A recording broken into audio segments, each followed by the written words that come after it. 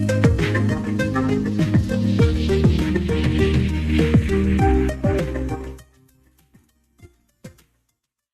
Friday evening. Thanks for joining us tonight here on Unscripted. We have a lot to get to this evening, but first we're going to check in on what we can expect with the winter weather that we've been seeing. Joe, what a big difference though today compared to yesterday at this time with temperatures and wind. Yeah, that for sure. And then we had the school closings this morning for a lot of spots.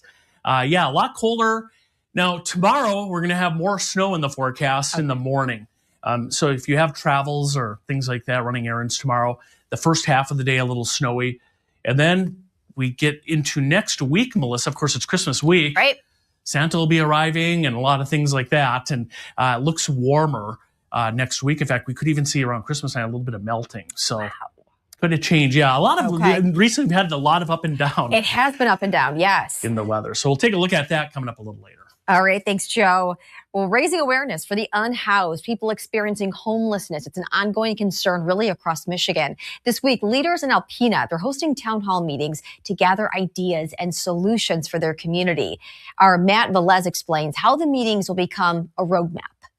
I was amazed by the community response and how many people attended. We had over 130 in attendance, which was amazing. Michelle Bailey sees the crisis firsthand as the administrative manager of Sunrise Mission. And our community members showed up and they really truly care about this issue and Alpena's rapidly increasing housing crisis and unsheltered crisis. Now this community town hall is helping launch new ideas and a roadmap on how Alpena can help the unhoused. The ideas and the solution line up with where we're going, which is that we need a much larger facility, that's going to meet the needs of the community and foster that opportunity for them to build new lives. Bailey says the expectations are being set not only for the next meeting, but the feedback gives more data to how Sunrise and other shelters can help the homeless. And having more opportunity for our community members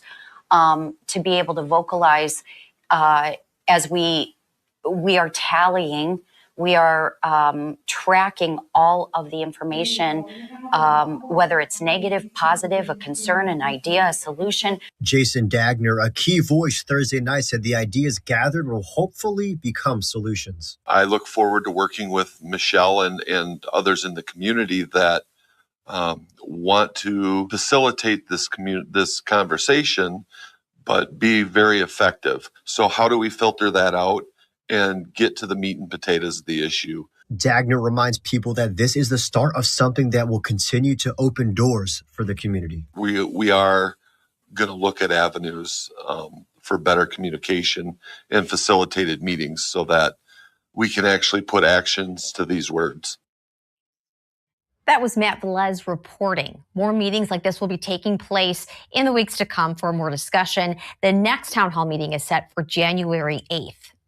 It took 162 years and several sessions of the Michigan legislature, but the state of Michigan yesterday, in many people's eyes, finally did the right thing. It's a story that we've been sharing with you for months now. The dedication of a stretch of road to a unique group of Civil War veterans. And tonight, it's finally on its way to the governor's desk.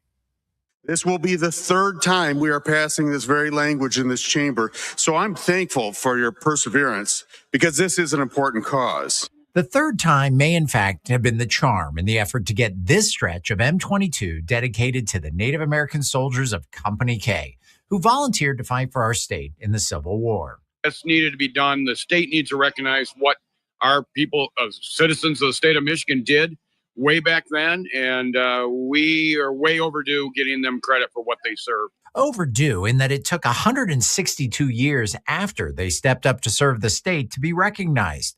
162 years and multiple bills over multiple years for a road dedication. We first passed this exact bill as Senate Bill 30 in 2024. We passed it again earlier this year as Senate Bill 41. Who knows why it is now coming to us again as a House bill, but we're looking at the same thing for the third time. But the point is, it doesn't matter. The efforts by Senator DeMoose and Representative Roth sitting stalled for months until yesterday. We had an opportunity to get it done this year. We made a deal with the Senate. We ran 20 Senate bills in the House, and they ran 20 House bills in the Senate. And that's how Senator DeMoose found himself going to bat for Representative Roth's identical bill. This isn't about us at all. The only people who deserve any credit here is not anyone whose name is on the bill, but the brave men of the Company K sharpshooters who served valiantly in defense of the Union during the Civil War, and quite frankly, the leaders of the Grand Traverse Bay Band of Ottawa and Chippewa Indians, and especially Scott Schwander, a tribal member who has been fighting for this without fail. Scott Schwander may, in fact, have been the one consistent thing in this entire effort. Different lawmakers over the years have championed the effort, with Scott always there to fill in the pieces. Nobody can tell this story better than Scott Schwander, and I could tell you that in the committees he testified in, everybody was awestruck, because he was so authentic and so real and so pure of heart in this. Scott spent years educating lawmakers and advocating for the state's road dedication, never wavering in the effort, but eventually he and tribal leaders reaching the point of taking matters into their own hands. They decided to have the sign manufactured by soliciting local bids from local vendors in the Traverse City area. The tribe deciding to recognize its own members after waiting a long time, once again, for the state to do it. Mr. President, on the final passage of House Bill 5078, there are 34 aye votes, 1 no vote, and 2 excused. Scott says the tribe will still move forward with its own recognition, but appreciates the state finally doing what many say should have been done a long time ago. Delayed, but not denied. A lot of work, a lot of patience, a little politics, but finally some progress. We're glad we got it done. It's gone the way to the governor. She should be signing it in the next week or so, and it'll be on the books. And I'm so happy for that. And again, after waiting for years for the state to dedicate the road, the tribe decided to move forward on its own just a few months ago. And we're told the tribe has already ordered their own sign and making plans for installation. But still, they appreciate the efforts of the lawmakers who champion the cause. You can find more information on Company K by going to our website, UpNorthLive.com. Switching gears now, an outdoors author recently inducted into the Michigan Outdoor Hall of Fame. This coming weekend, he's doing a signing of 14 of his books and 2 CDs. Richard P. Smith was at J Sporting Goods in Gaylord earlier today. Smith says that his books are to educate and teach people about the outdoors and hunting. He has an 8-book series known as The Great Michigan Deer Tales. Smith says that each book has a collection of short stories and some of the challenges while in the outdoors. For more about Smith's book, CDs, and his experience, he is joining us tonight. Richard, thank you for taking the time to speak with us. I'm glad to be with you, Melissa. First of all, you have a busy next couple of days. You were busy earlier today as well, signing books, signing your CDs. How is everything going? Going well. In spite of the lousy weather out there with cold and snow, the signing went well today. Actually, they're DVDs that I have, not DVDs. CDs. Thank you. Correct. So you have books and DVDs. Tell us about them, the books and the DVDs. What do they entail? What can people expect? Well, I've got a couple of how-to books about deer hunting, tracking wounded deer, and stand hunting for whitetails that covers the most effective ways to hunt from tree stands and ground lines and how to do it safely. In the Great Michigan Deer Tales series is educational as well as entertaining reading. There's stories about the biggest bucks taken in Michigan by hunters, but each chapter in the series of 8 books has at least one important lesson that any hunter can apply to their hunting. Some chapters have multiple lessons. I've got some black bear books too. One, Understanding Michigan Black Bear, for anyone who wants to learn more about black bears or how to avoid problems from them. And there's also a history of bear attacks, a history of bear hunting. Just ton of information in a book, Black Bear Hunting.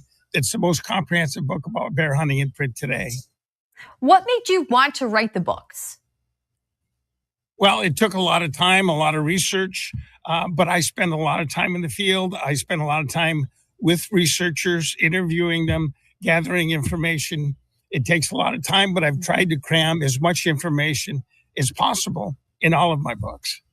And you mentioned obviously educating people, talking about safety when they're outdoors and they're hunting. What are you hoping that people will gain from your books and the DVDs? How to be more successful hunting and how to enjoy hunting. One of the chapters in one of my books is being successful without being success. In other words, you don't have to kill a deer to be successful. If someone in your party is successful in killing a deer, that adds to your success and you can enjoy in that same success. What about younger hunters or people who are, maybe, under 18? Do you recommend these books for young adults, for people who, are experienced with hunting? All of my books are written to educate hunters at any level, but especially young hunters. Young hunters are going to benefit the most from the content of my books, but experienced hunters can learn a lot as well, especially in the Great Michigan Deer Tail series. And tell us about this weekend as well. If people are just tuning in, they're watching and they think, you know what, I'd love to meet Richard. I'd love to talk with him more about his books and the DVDs. Where will you be signing everything? Well, I'm going to be in Clare at Jay's Sporting Goods Saturday, tomorrow, from 9 until 5 or 6. And then on Sunday, starting at 10 until about 5 or 6 at Jay's. And if people can't make it out, but they would like more information, do you have a website? Is there a way that people can get in touch with you or get more information about ordering the books online? Certainly. My website is richardpsmith.com. Anybody that can't make it to the signing can order books through the website. Perfect. Richard, anything else that you'd like to let people know about with the books or the DVDs? Well, one of the books that's kind of out of line with what I've written mostly is Nickel and Dime Your Way to Extra Dollars while saving the planet. It's about the benefits of the Michigan's container deposit law and how anybody can benefit financially from picking up cans and bottles that other people discard and don't want to return. I've made over $5,000 so far this year returning cans and bottles other people don't want to. Now you're speaking my language. I love that, especially any way that you can help the environment. How much money did you make by doing that again? Over $5,000 this year alone. That's incredible. And what is that? That's over 50,000 cans and bottles. That's a lot of cans and bottles. A lot of work went into that, but all for good reason. And what is that book called? A Nickel and Dime Your Way to Extra Dollars while saving the planet. I like it. I'm a fan. Richard, thank you. Thank you for joining us tonight again. Richard P. Smith, the author who will be in Northern Michigan this weekend signing books and DVDs. You can find more information about all of those signings on our website, UpNorthLive.com. All right. Well, let's stay right here. We're going to take a look at the weather for the rest of today and going into the weekend coming up after the break. I'm Jada Johnson from Big Boys TV, and the Fish and Game Report is sponsored by Johnson's Propane.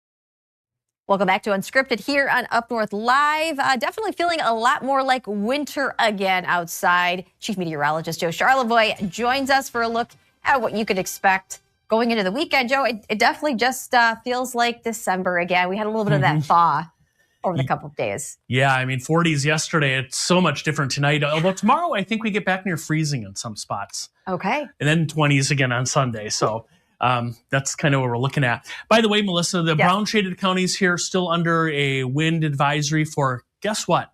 Looking at the clock here, 13 more minutes. Oh, okay. Expires at 7 o'clock. We did have some higher winds earlier, so I just want to mention that. That'll expire here shortly.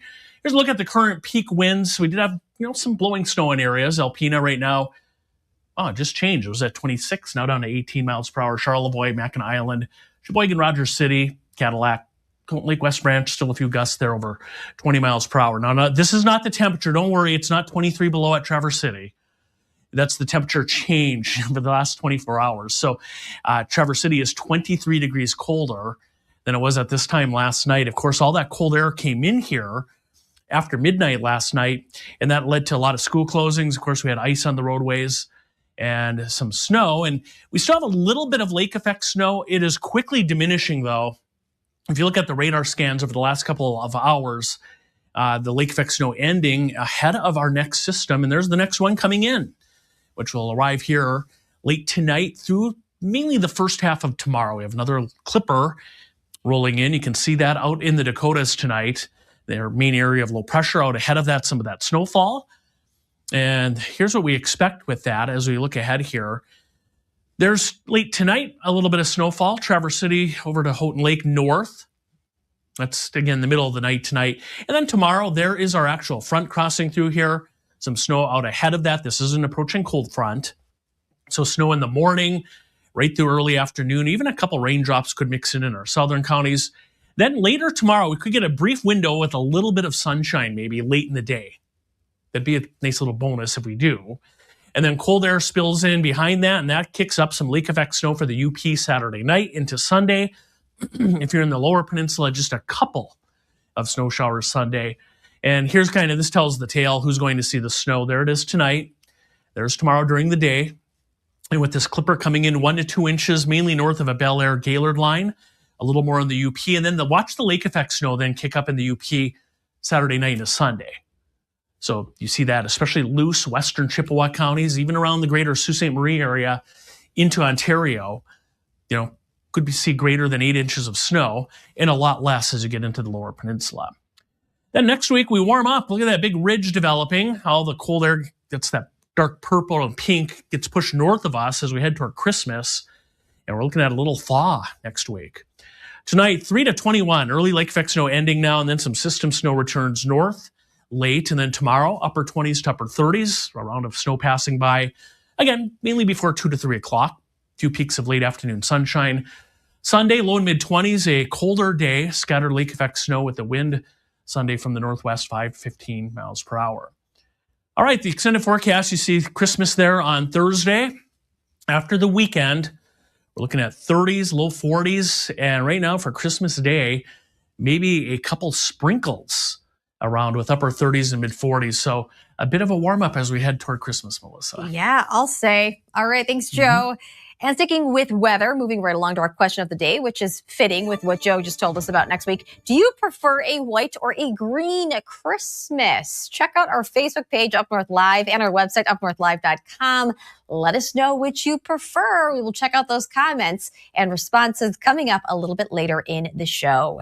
Still ahead in sports, we're taking a look at what's in the lineup for tonight's hometown highlights. Harrison has those details coming up.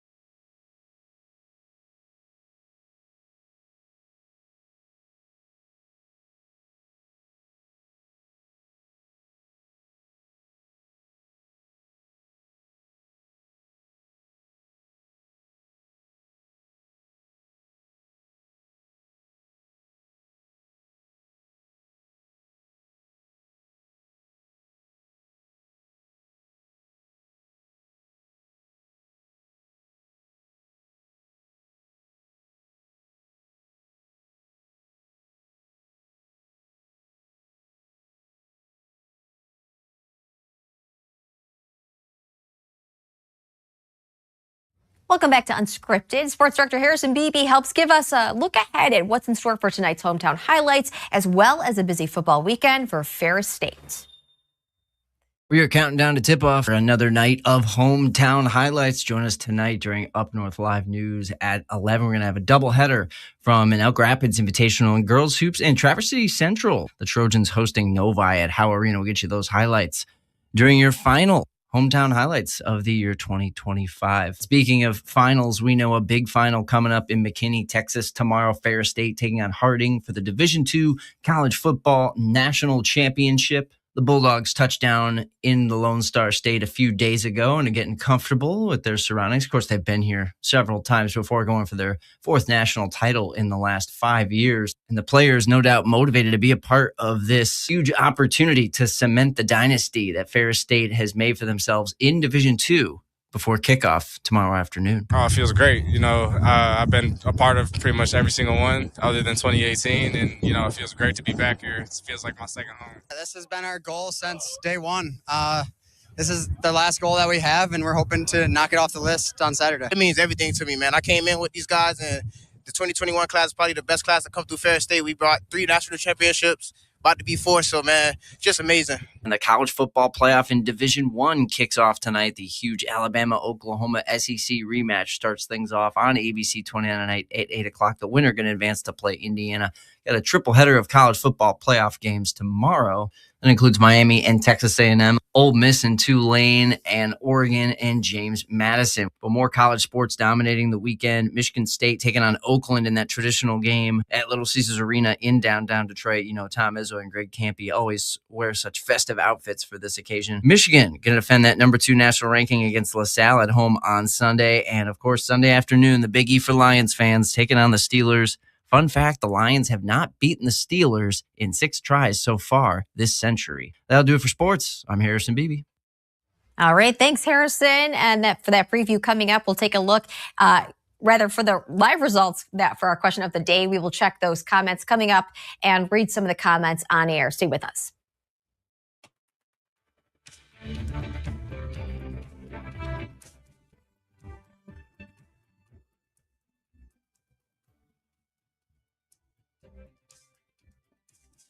Salon services are furnished by Epiphany Advanced Academy in East Acme.